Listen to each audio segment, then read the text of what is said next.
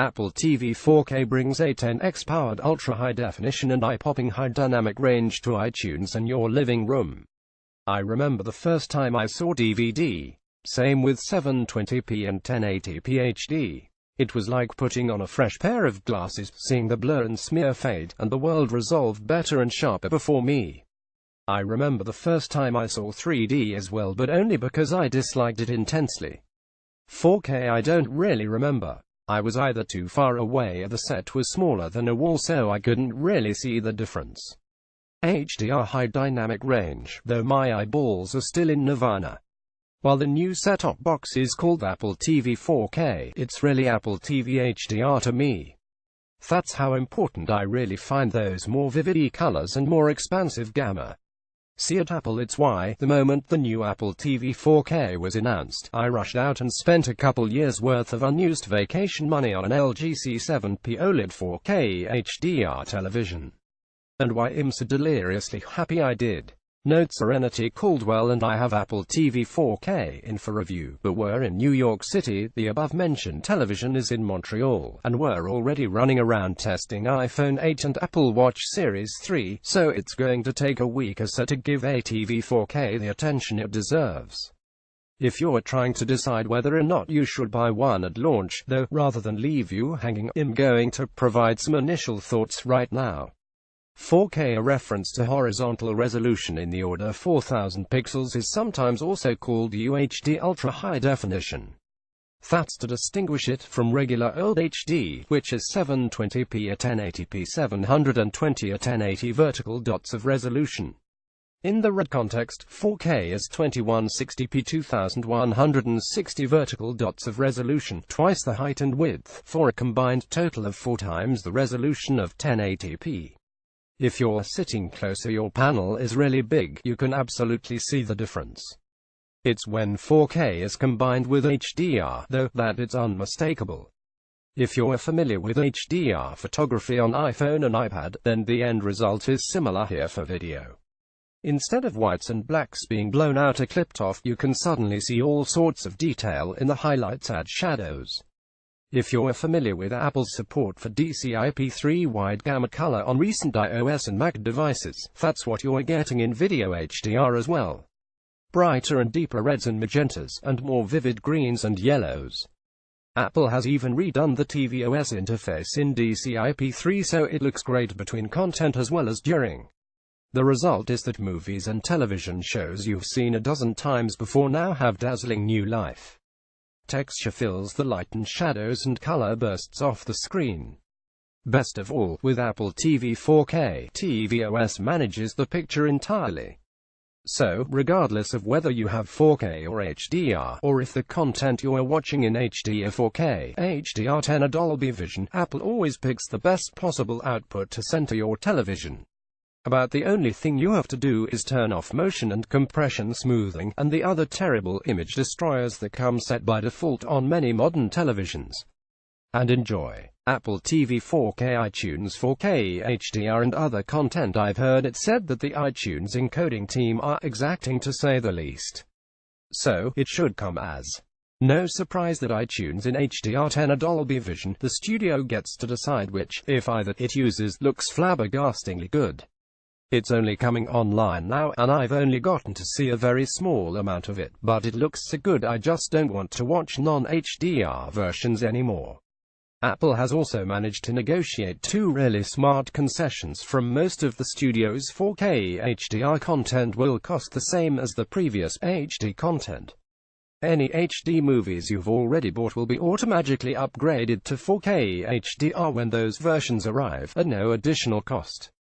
iTunes 1080p content still looks pretty good at 4K, thanks to Apple's upscaling, but you're going to want as much of the real thing as you can get, and your YSP's bandwidth cap, if any, can handle. Because of advances in HEVC H.265 compression, 4K videos are 4 times the resolution but only 2 times the file size. Adjust your data plan or viewing habits accordingly. Netflix is updating to provide 4K HDR to Apple TV 4K as well, and it includes all the Marvel shows like Daredevil, Jessica Jones, and Defenders. And seeing those shows in HDR is a revelation. What was drab and blotted out before is now comic book bright and detailed. Amazon, as soon as it figures out how to use the incredibly simple frameworks Apple released to developers way back in 2015 and actually release a tvOS app, will bring even more HDR content to the box as well. Happily, you can use Siri to quickly and easily find all of it. Just ask for 4K HDR and you'll see everything available. You can also use Apple's TV app, now launching in Australia, Canada, France, Germany, Norway, Sweden, and the UK. The Siri Remote, still called Apple Remote in all countries beyond the 12 currently offering Siri support on Apple TV, has received a minor hardware update. The menu button now has a white raised ring around it. It's not my favorite. Siri Remote has an incredibly tough job. It has to provide control for not only the video functions of Apple TV, but apps and games as well. Adding the touch area solved a lot of problems and introduced some familiarity and consistency with iOS multi-touch controls. It also avoided the problem that plagues every other multi-purpose controller on the market: death by a bazillion buttons. But it still feels like Apple's industrial design team could do more with the shape and feel, so that a raised white ring wouldn't be necessary. Luckily, if you have an iPhone, you can use that to control Apple TV more easily than ever. Simply swipe up or down on iPhone X to invoke Control Center, then 3D Touch to pop up the new, built-in Apple TV remote interface. You have to add the button to Control Center in Settings, but once you do, it's incredibly convenient. Even when you haven't necessarily lost your Siri Remote in the sofa cushions. Apple TV 4K apps and games. At the heart of the new Apple TV 4K is the Apple A10X Fusion System on a chip. It's the same chip that's found inside the current generation iPads Pro, and a graphically more powerful version of the chip inside iPhone 7. In other words, it's a monster. Whatever other comparisons you want to make with competing set-top boxes, none of them come close to Apple's silicon. None are even in the same multiverse. A10X is what gives Apple hardware support for 10-bit HEVC-H.265, which is the industry standard format for 4K HDR. But it's also what makes apps so responsive and will enable a new generation of gaming experiences on the box. Apple dropped the ball badly by requiring Siri Remote support for all games on the original Apple TV and tvOS platform. It caused a lot of big studios and big games to take a wait-and-see attitude that persisted long after Apple smartly changed the policy. Getting those studios to stop waiting and start shipping remains a challenge. Hopefully, giving them the power of A10X combined with the ease of iOS to tvOS development will help tap the huge potential of Apple TV 4K.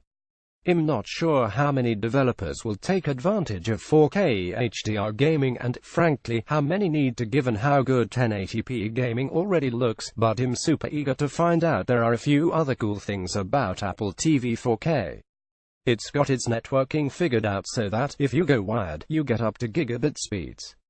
If you go wireless, you get simultaneous dual band, so what you watch is never slowed down by whatever else you're doing at the same time. The USB-C port on the back of the previous generation Apple TV is gone on Apple TV 4K, though. That means, like Apple Watch, if anything goes terribly wrong and you get stuck in recovery mode, you have to call AppleCare or go to an Apple store for service. No more plugging into iTunes. If you're a developer, power user, or simply brave, you can connect wirelessly to Apple's Xcode app now and try your luck there first. I'm not sure how I feel about this. I know it's the future and every manufacturer seems to be racing to ditch as many potential points of hardware failure as possible, but there's something to be said for the old Battlestar-style hardwire connections. Apple TV 4K can automatically switch between light and dark modes at dawn and dusk. There's still no way to extinguish the LED light on the front of the box in settings, though. I get why, since it provides important visual information. But it remains annoying in a dark room. Electrical tape is your friend. If you have multiple Apple TVs 4K in your home or office, all set to the same iCloud account, your Apple TV home screen can be set to sync between them. AirPods will now automatically connect to any Apple TV that's on the same iCloud account as your iPhone, just like they've been doing with iPad, Apple Watch, and Mac for the last year. Apple previously wasn't sure how to handle a personal device connecting with what could be a family device, but it looks like the simplest solution won. Sound remains the same at Dolby 7.1, and even though I don't have a Dolby Atmos system, I wish it had been included here as well. Disney, traditional ally of Apple and owner of roughly 80% of my childhood thanks to its own classic characters and the acquisition of Muppets, Marvel, and Star Wars, is the lone holdout when it comes to 4K HDR content on Apple TV 4K. It's incredibly frustrating to me as a consumer, and I hope they reconsider. In the meantime, number 4K HDR Star Wars and Marvel Studios movies for us. tvOS 11, which powers Apple TV 4K, now has support for right-to-left languages, including Arabic and Hebrew. There's also support for more than 70 types of refreshable Braille displays. To be continued. If you ever will soon be getting a 4K or 4K HDR television, you owe it to your wizened experience to get Apple TV 4K. The picture quality is so much better you won't ever want to go back. Everything else is nice, but the 4K HDR picture is transformative. See, at Apple we're going to be spending some quality time with Apple TV 4K this week, and as we do, we'll expand this primer into a full-fledged review.